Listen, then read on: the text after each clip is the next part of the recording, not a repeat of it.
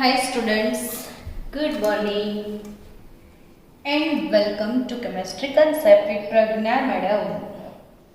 જૈવિક અણુઓ ચેપ્ટર ને આપણે પ્રોટીન એ ટોપિક જે ભણ્યા એમાં બસ હવે છેલ્લો એક પાર્ટ બાકી રહ્યો છે એ આજે બતાવી દઈએ.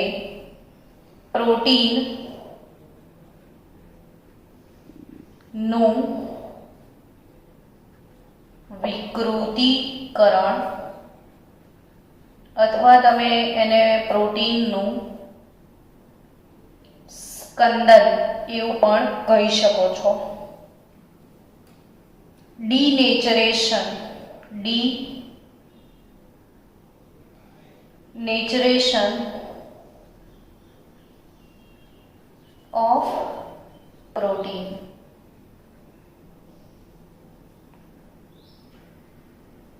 ડીનેચરેશન વિકૃતિકરણ, પ્રોટીનનું વિકૃતિકરણ એક છેલ્લો ટોપિક બચ્યો છે જે આપણે ભણી લઈએ. ગુજરાત બોર્ડમાં આ ટોપિક બોર્ડમાં 3 માર્કના પ્રશ્ન તરીકે 2015 અને 2013માં ગુજરાત બોર્ડ 2015-2013માં આપણને આ ટોપિક 3 માર્ક્સના ક્વેશ્ચનમાં પૂછ્યો હતો. એટલે આ ટોપિકનું એક મહત્વ છે. 3 માર્ક્સના પ્રશ્ન તરીકે પ્રોટીનનું વિકૃતિકરણ આવી શકે છે. તો પ્રોટીનના વિકૃતિકરણ માટે એ પ્રશ્નને જુદી જુદી રીતે ટ્વિસ્ટ કરી શકે છે. 2 માર્ક્સમાં પૂછી શકે, 3 માર્ક્સમાં પૂછી શકે. આપણે આખો ટોપિક ભણી લઈએ તો આપણને કોઈ તકલીફ ના પડે.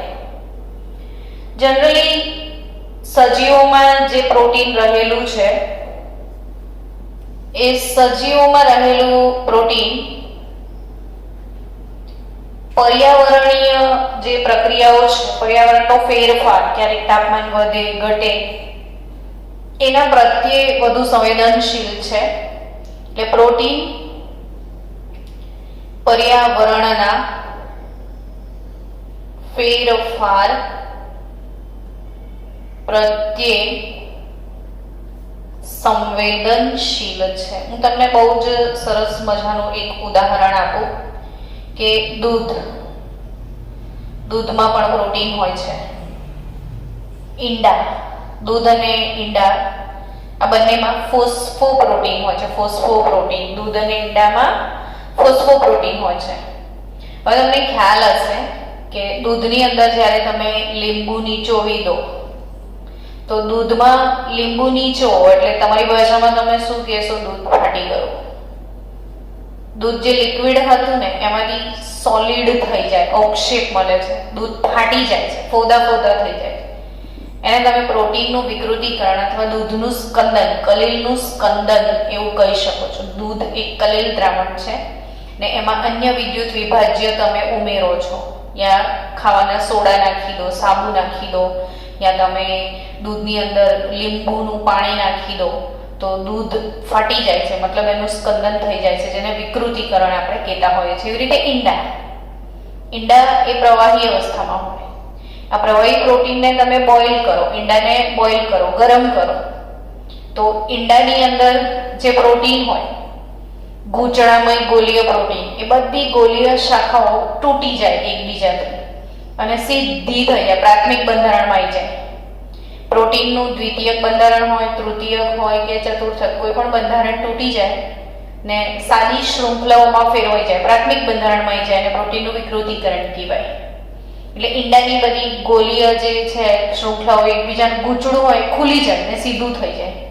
અંદરના બધા આકર્ષણ બળો તૂટી જાય ને બધી પ્રકારના આકર્ષણ બળો તૂટી જાય એટલે શૃંખલાઓ સીધી થઈ જાય, જેને પ્રોટીનનું સ્કંદન કહેવામાં આવે છે. એટલે આપણે ઈંડાને બાફીએ તો એનો તાપમાનમાં વધારો કર્યો કહેવાય ને. તો પ્રોટીનનું તાપમાન વધાર્યું એટલે ઈંડાને તમે બાફી દો છો તો પ્રવાહી પ્રોટીન ઘન અવસ્થામાં ફેરવાઈ જાય, એનું અવક્ષેપન થઈ જાય છે અર્થાત એનું સ્કંદન થઈ જાય છે. એટલે દૂધમાં કઈ ઉમેરો તો બી પ્રોટીન ફાટી જવાથી, સ્કંદન થવાથી દૂધનું ડીનેચરેશન થાય છે. તો આપણે એ જ સમજવાનું છે કે સજીવોમાં જે બી પ્રોટીન છે એ પર્યાવરણીય ફેરફારો પ્રત્યે સંવેદનશીલ હોય છે અને જો તમે એની પીએચ વધારો કે ઘટાડો, પીએચમાં ફેરફાર કરો છો કે પછી તાપમાનમાં ફેરફાર કરો છો કે પછી એમાં તમે કંઈક ઉમેરો છો, દ્રાવક સંગઠન તમે બદલો છો, કંઈક વધારાનો વિદ્યુત વિભાજ્યનું ઉમેરણ કરો છો, તો થોડા સમય માટે પણ કંઈ પણ થોડો ફેરફાર બી કરશો તો બી એ પ્રોટીનમાં વિકૃતિનું કારણ બને છે. એટલે પ્રોટીનમાં જે વિકૃતિ આવે છે એની ગૂંચળા આકર્ષણ શૃંખલાઓ છૂટી પડી જાય છે, તૂટી જાય છે, આકર્ષણ બળો નષ્ટ પામે છે ને સરળ શૃંખલાઓમાં ફેરવાઈ જાય છે પ્રોટીન. એ કોના લીધે? તો કે પીએચમાં ફેરફાર કરો યા પછી તાપમાનમાં ફેરફાર કરો યા દ્રાવક સંગઠન જેવા બદલાવ, થોડા બી બદલાવ આવે તો પણ પ્રોટીનમાં વિકૃતિ આવી જતી હોય છે. પ્રોટીનમાં ઉદ્ભવતી આ વિકૃતિને કારણે પ્રોટીન તેની જૈવિક ક્રિયાશીલતા ગુમાવી બેસે છે. એટલે પહેલા જે ક્રિયાશીલ હતો પ્રોટીન, જે કામમાં લઈ રહ્યા હતા, પણ જો એનું ડિનેચરેશન થાય તો એની જૈવિક ક્રિયાશીલતા શું કરે? એ પ્રોટીન ગુમાવે. તો હવે આ પ્રોટીન એની વિકૃતિના કારણો આપણે વન બાય વન ડિસ્કસ કરીએ. તો પહેલું રીઝન છે તાપમાનમાં વધારો. હવે આ જે એના ટોપિક છે, ટોપિક બાય ટોપિક એક્ઝામમાં આવશે. 2 માર્ક્સ તરીકે 2 ફેરફાર પૂછી શકે, 3 માર્ક હોય તો એ પ્રમાણે 4 માર્કમાં પૂછે તો બધા ફેરફાર પૂછી નાખે. હવે તાપમાનમાં વધારો તો શું લખશો? તો કે ગોલીય પ્રોટીન એટલે ઈંડા. ઈંડું બહુ બેસ્ટ ઉદાહરણ છે. ઈંડામાં કયું પ્રોટીન છે? ગોલીય પ્રોટીન.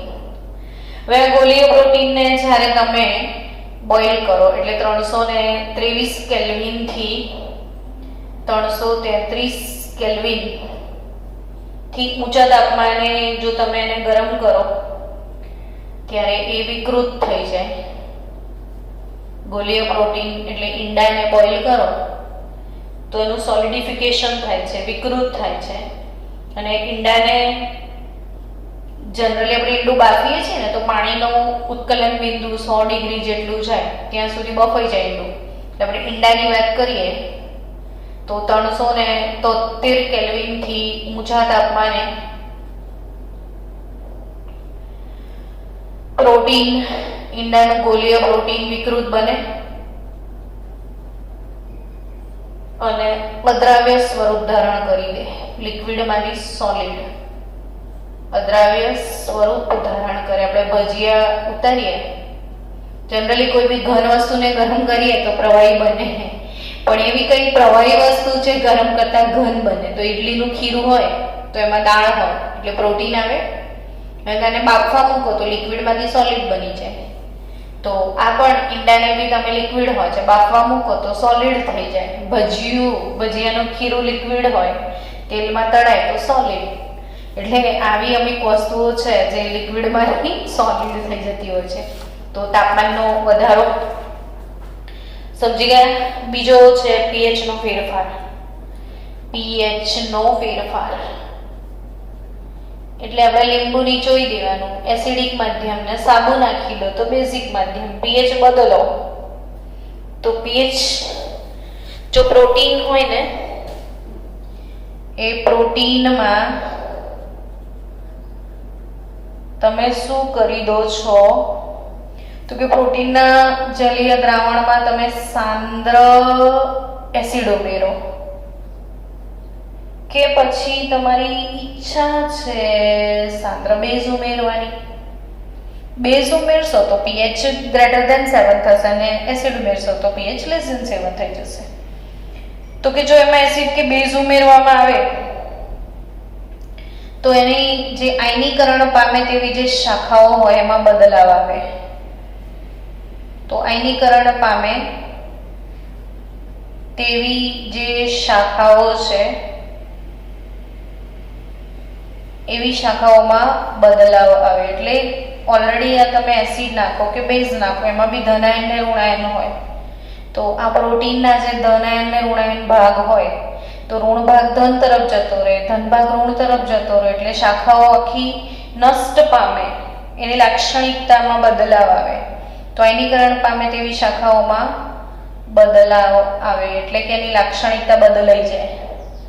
અને લાક્ષણિકતા બદલાય એટલે હવે ધન આયન ઋણાયન તરફ જતું રહે, ઋણાયન ધન આયન તરફ જતું રહે, એટલે હાઇડ્રોજન બંધ ને એ સિવાય જેટલા આકર્ષણ બળોની આપણે આગલા લેક્ચરમાં ચર્ચા કરી એ તમામ આકર્ષણ બળો જે હોય એ નષ્ટ પામે.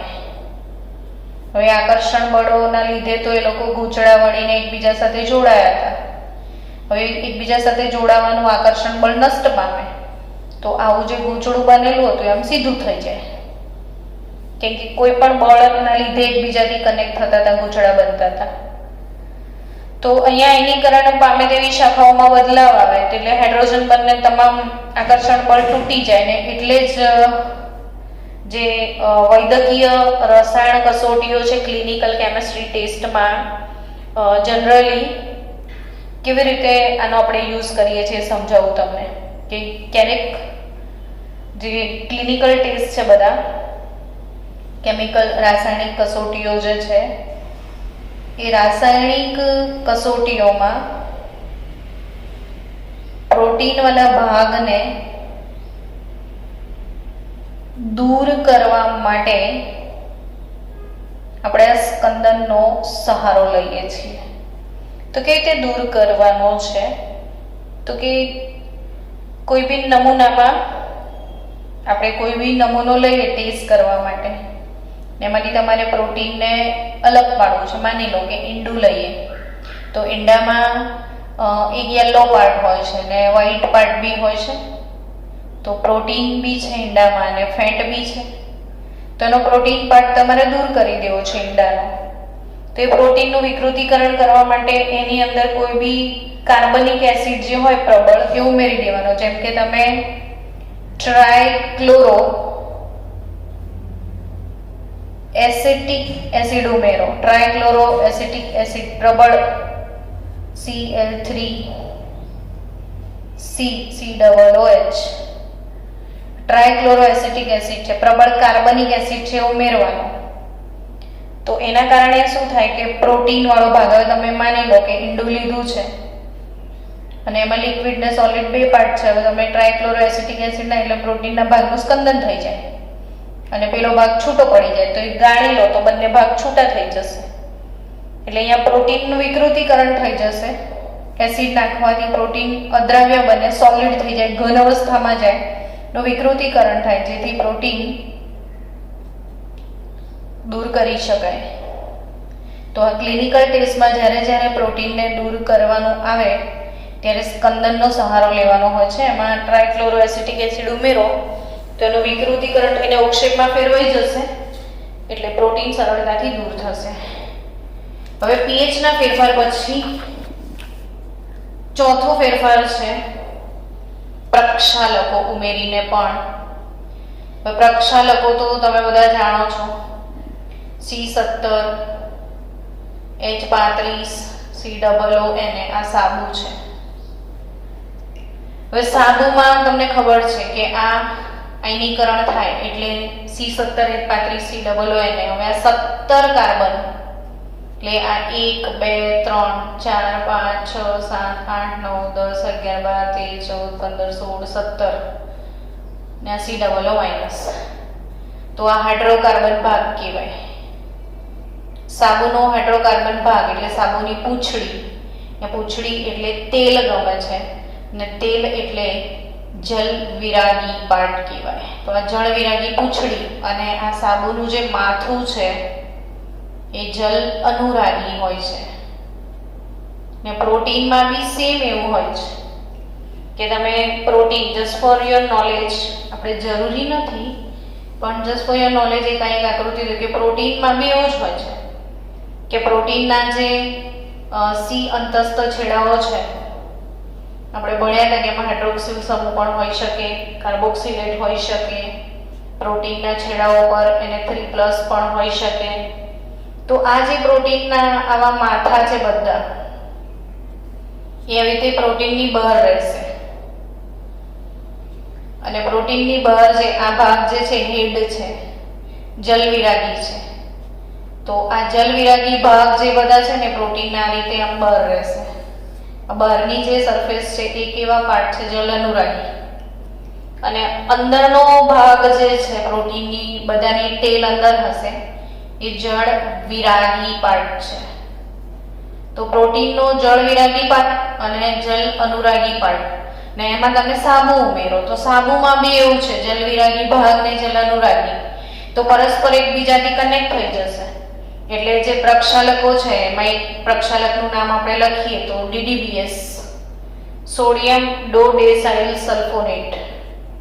સોડિયમ ડોડેસાઇલ સલ્ફોનેટ આવા પ્રક્ષાલકો, આ સાબુ છે, આ પ્રક્ષાલક છે, ડિટર્જન્ટ કહેવાય. તો આવા પ્રક્ષાલકો પ્રોટીનના શું કરે? આ પ્રક્ષાલકો પ્રોટીનના બિન ધ્રુવીય પાર્ટ સાથે જોડાય. પ્રોટીનનો બિન ધ્રુવીય પાર્ટ એટલે આ જળવિરાગી પાર્ટ, પ્રક્ષાલક એના કેવા પાર્ટ સાથે જોડાય? પ્રોટીનના બિનધ્રુવીય પાર્ટ. અને એના લીધે થાય શું? બિનધ્રુવીય એટલે અંદર જળવિરાગી પાર્ટ જોડે જોડાય એટલે જળવિરાગી આકર્ષણમાં ખલેલ પહોંચે. પ્રોટીનના જળવિરાગી આકર્ષણમાં ખલેલ પહોંચે અને આખું ડિસ્ટર્બ થઈ જાય જળવિરાગી આકર્ષણ. એટલે પેલી બધી શૃંખલાઓ ખુલી જાય અને એના કારણે પ્રોટીનનું વિકૃતિકરણ થઈ જાય. જે બધી શૃંખલાઓ એકબીજા સાથે જોડાવાનું કારણ જુદા જુદા આકર્ષણ બળ, ને આવા સાબુ કે પ્રક્ષાલકોમાં બી જલવિરાગી જલ અનુરાગી ભાગ હોય, આમાં બી જલવિરાગી જલ અનુરાગી એકબીજા સાથે પરસ્પર વિરુદ્ધ વીજભારવાળા આયનો એકબીજા સાથે જોડાઈ જશે. ઋણાયન ધનાયન તરફ જતો રહેશે, ધનાયન ઋણાયનને જોડાઈ જશે એટલે પરસ્પર આકર્ષણ નષ્ટ પામશે એટલે પ્રવાહીમાંથી ઘન થઈ જશે, જેને આપણે પ્રોટીનનું વિકૃતિકરણ કહીએ છીએ. અને એમાં છેલ્લો ટોપિક છે કાર્બનિક દ્રાવકો. કાર્બનિક દ્રાવકો એટલે પ્રોટીનની અંદર તમે આલ્કોહોલ, એસીટોન કે ઇથર, આલ્કોહોલ કે પછી એસીટોન કે પછી ઇથર જેવા કાર્બનિક દ્રાવકો એ પણ ઉમેરવામાં આવે તો અગેન પહેલા જેવી સેમ સિચ્યુએશન કે આ કાર્બનિક દ્રાવકો બી શું કરે? તો એના જળ વિરાગી આકર્ષણમાં ખલેલ પહોંચાડે. એટલે જળ વિરાગી આકર્ષણ એનું ડિસ્ટર્બ થઈ જાય ને પરિણામે પ્રોટીનનું ડિનેચરેશન થાય. આમાં એક વસ્તુ તમારે યાદ રાખવાની છે બાળકો, કે પ્રોટીનનું જ્યારે પણ વિકૃતિકરણ થાય ત્યારે પ્રોટીનની જે ગળી વળેલા ભાગ છે એ પ્રોટીનની ગળીઓ ખુલે. આકર્ષણમાં ખલેલ પહોંચે તો પ્રોટીનની ગળીઓ ખુલે અને ગળીઓ ખુલવાથી જે સર્પિલ શૃંખલાઓ છે પ્રોટીનની, એ સર્પિલ શૃંખલાઓ શું કરશે? છૂટી પડી જાય. ને સર્પિલ શૃંખલાઓ છૂટી પડી જવાથી પ્રોટીન એની જૈવિક પ્રતિક્રિયાશીલતા કે જૈવિક ક્રિયાશીલતા ગુમાવી બેસે છે. ને પ્રોટીન આ એની જૈવિક ક્રિયાશીલતા ગુમાવે એટલે એનું વિકૃતિકરણ કહેવાય. હવે આ વિકૃતિકરણની પ્રક્રિયા દરમિયાન દ્વિતીયક અને તૃતીયક બંધારણ હોય તો એ દ્વિતીયક હોય કે તૃતીયક બધા જ બંધારણ કયા બંધારણમાં કન્વર્ટ થઈ જાય છે? પ્રાથમિક બંધારણ. ને તમે જાણો છો કે પ્રાથમિક બંધારણ જનરલી પાણીમાં દ્રાવ્ય છે એટલે તૃતીયક અને દ્વિતીયક બધા બંધારણ નાશ પામે છે. એક જ બંધારણ એનું યથાવત રહે, એક પ્રાથમિક બંધારણ. ને વિકૃતિકરણનું સરસ મજાનું ઉદાહરણ તમે કીધું ને કે દૂધમાંથી દહીં બનવાની પ્રક્રિયા જે લેક્ટિક એસિડ દ્વારા થાય, એટલે દૂધમાંથી લેક્ટિક એસિડ પેદા થાય તો દહીં બની જાય. એ પ્રોટીનનું સ્કંદન છે. તો પ્રોટીન એનો અણુભાર શોધવાની રીતો જરા છેલ્લે ટોપિક પ્રોટીન પૂરો થાય છે તો પ્રોટીનનું અણુભાર કઈ રીતોથી શોધી શકાય? તો પરાસરણ દાબ પદ્ધતિથી. પરાસરણ દાબ અભિસરણ દબાણથી શોધી શકાય પ્રોટીનનું આણ્વીય દળ ઓસ્મોટિક પ્રેશરથી. અલ્ટ્રા સેન્ટ્રીફ્યુગેસ પદ્ધતિઓ છે. અલ્ટ્રા સેન્ટ્રીફ્યુઝ કેમ કે પોલિમર છે ને પોલિમરનો આણ્વીય દળ આ પદ્ધતિઓથી શોધી શકાય છે. અને પ્રોટીનના મેમ્બ્રેનમાં રહેલા છિદ્રોની સાઇઝનું પરિમાપન કરવાથી પણ પ્રોટીન મેમ્બ્રેન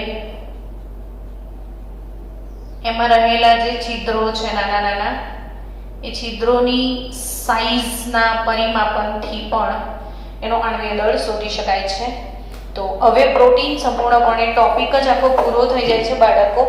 ને પ્રોટીન પછી અગત્યનો ટોપિક આવે છે ઉત્સેચકો, જે આપણે નેક્સ્ટ લેક્ચરમાં ઉત્સેચકો વિશે અભ્યાસ કરીશું.